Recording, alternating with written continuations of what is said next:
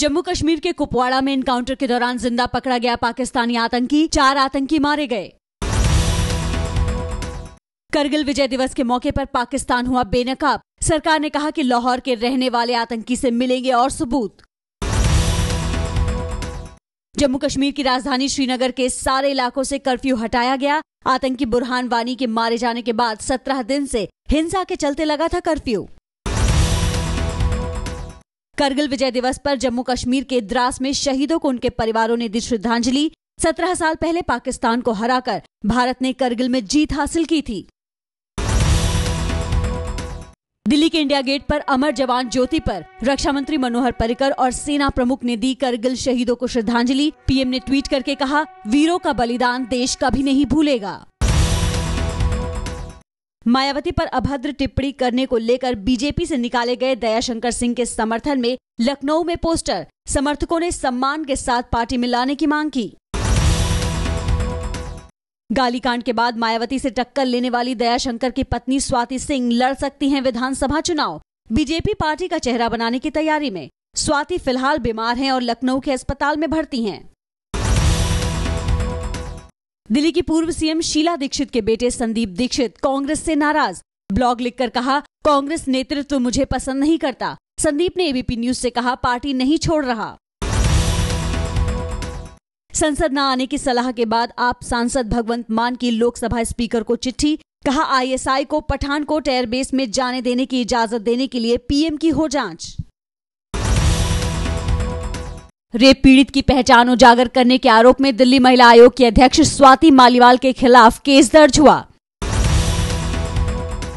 शिवसेना ने फिर दी महाराष्ट्र में सरकार से समर्थन वापसी की धमकी। विकास से जुड़े शिवसेना विधायकों के काम नहीं होने से नाराज उद्धव ठाकरे।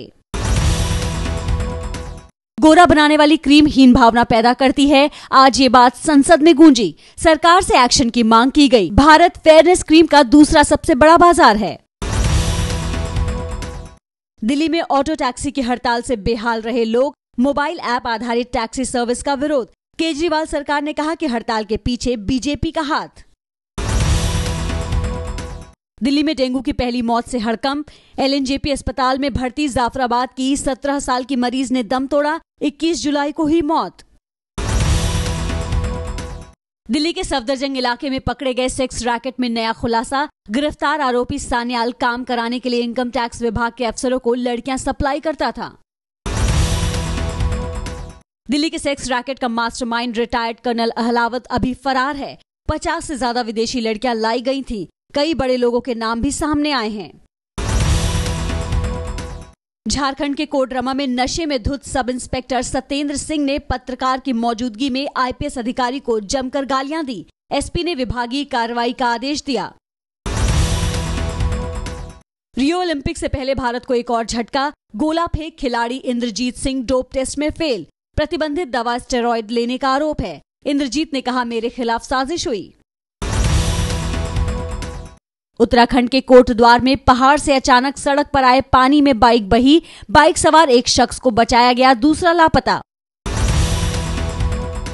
7वें वेतन आयोग की सिफारिशें लागू करने के लिए नोटिफिकेशन जारी हो गया है। केंद्रीय कर्मचारियों को अगस्त महीने के वेतन में बढ़ा हुआ पैसा मिल जाएगा।